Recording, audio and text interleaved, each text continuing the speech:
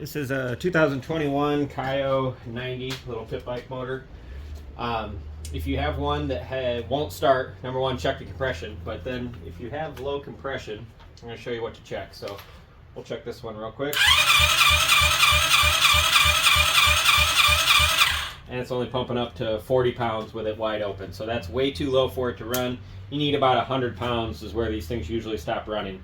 So, you know, you would think that that's just a blown up engine, but what commonly happens on these little engines is the valves just get pounded into the head and the clearance just goes away on the valve clearance. So you end up with a hanging valve, and that makes the compression really low. So it's very easy to check on these. That's the first thing you want to check before you start rebuilding these engines. So I'm going to show you how to go through and check the valve clearance on these real quick. Alright, so first thing, you just want to kind of clear away any dirt and debris around these valve covers right here, just so you're not dropping dirt into the engine. You open these up, put a rag below this bottom one because you're going to have some oil drip out on the exhaust valve. Pull off these inspection caps. And then you have your timing hole. This is your timing inspection cover, and this is the hole to get to the little 14mm nut to turn the engine over. Now, if you're not sure of the engine rotation, you can always push the Kickstarter slowly or hit the start button, but on this, it's a left-hand rotation. So you got to get the engine to top dead center compression. You have two top dead centers. You have top dead center compression, top dead center exhaust. The way to know is to watch your intake valve. So I'm going to start turning this normal engine rotation, and I can see my intake valve is already going. Here, I'll get a better angle here so you can see it.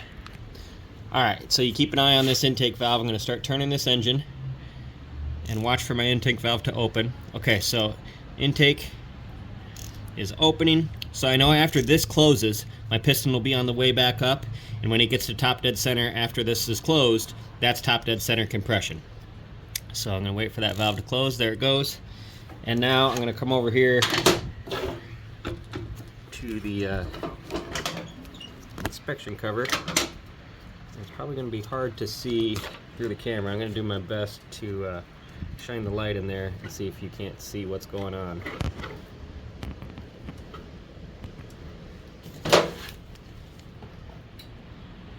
Yeah, maybe I can kind of get it here.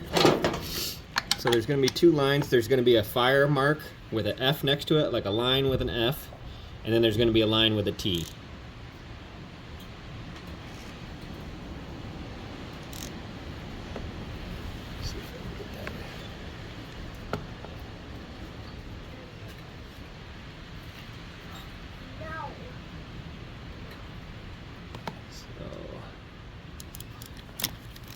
Hard to see in the video here, but you want to be careful going backwards. You can go backwards just a little bit, but it's a little hard on the cam chain and the cam chain tensioner, so you don't want to just spin it backwards. So there you go, that's the line with the F, so that's the fire mark, and then right after this is going to be my top dead center. So there's my T, and you can see the little notch in the case right there in the line, so that's top dead center, and we know it's top dead center compression because we watched that intake valve close. So now we're going to come back here and check the valves. Alright, so now that you're at top dead center compression, you can basically just grab a hold of the valves, and they both should have a little bit of clearance, so you should feel a little clicking. So the exhaust, man, even that's pretty tight. The exhaust has just a tiny bit of clearance, but the intake, there's zero clearance. It's actually holding that valve open right now. That's what's causing that low compression. So we're going to adjust these valves, and then unless there's another engine problem, we should get good compression back, and I'm going to guess that we would get compression back after this. So there is just looks like an 8mm lock nut. Let me go grab a wrench. Yep, there's an 8mm wrench, and then just a square post. You're just going to hold that square post with a set of needle nose and bust this lock nut loose.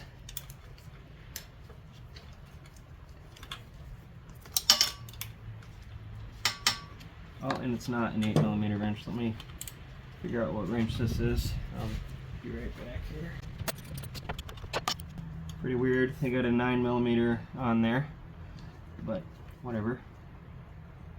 Alright, so I'm going to hold that post, because if you don't hold this, when you loosen this up, it'll just spin on you.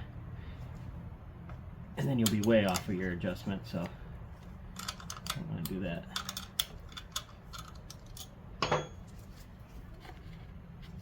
Now I'm going to back this center post off until I get some clearance in there so it stops hanging open this valve. Wow, that is really tight.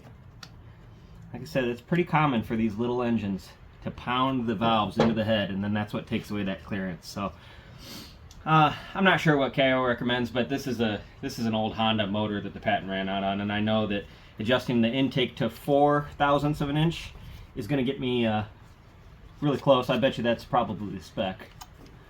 I'll look it up before I post the video and put it on there. But so I've got a 4/1000ths feeler gauge, and I'm just going to slide this in. Still needs to be loosened up just a little bit to fit.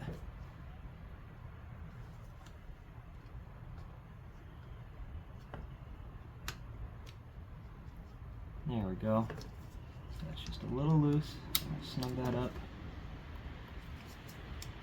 And you just want that light bit of drag on your feeler gauge. That's pretty good right there. Now I'm going to hold this post. Snug that lock nut back up.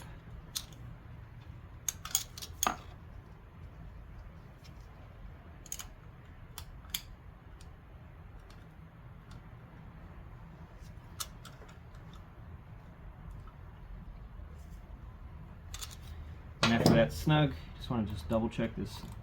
Yeah, that's perfect. Just got a little bit of drag on it. So that fits in there. I'm going to pull it out and just kind of double check it a few times. And if you're not sure what kind of drag you should get, basically you do the go, no-go method. So I would, you put in the 4, feel how that feels, and then basically a 5 should be either really, really tight or you can't get it in at all. And then a 3 obviously is going to be loose. So you're finding the happy medium there on the 4, but that feels really good right there. So 4/1000ths, that's going to be good. Now this exhaust we're going to set at 6/1000ths. Like I said, it feels pretty tight. Yeah. So the 6 doesn't fit right now.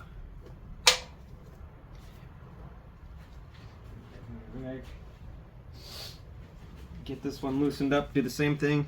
Just hold that center post while you loosen up the lock nut.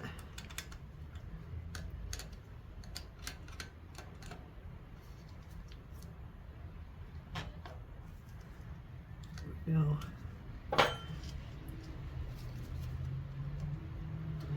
Slide it up just a bit.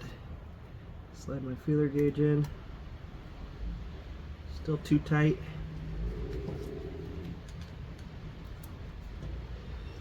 There we go. That's fitting in there. That might be just a little bit loose. And too tight.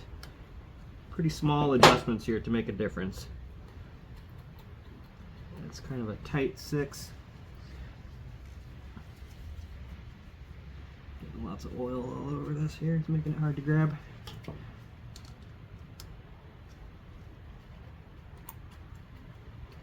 Here we go, I like that. So now I'm going to snug that lock nut back up. I'm holding the center post again.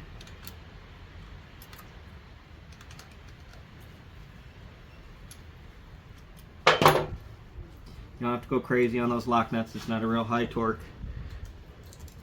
There we go. Nice tight 6.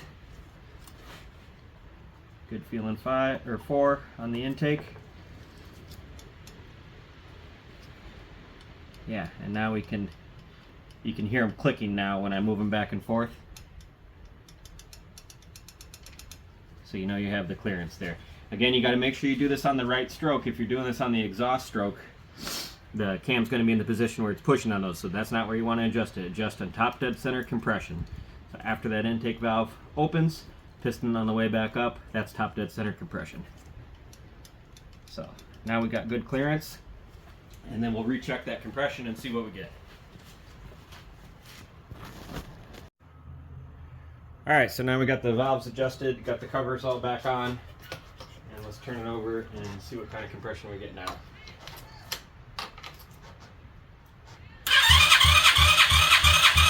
Yeah, nice.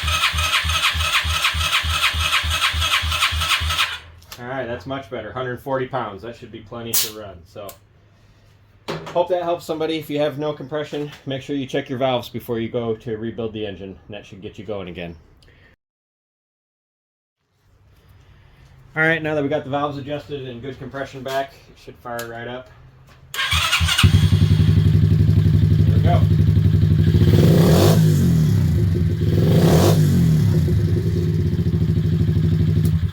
So if you have no compression on a pit bike, make sure you adjust the valves, or at least check the valve adjustment first.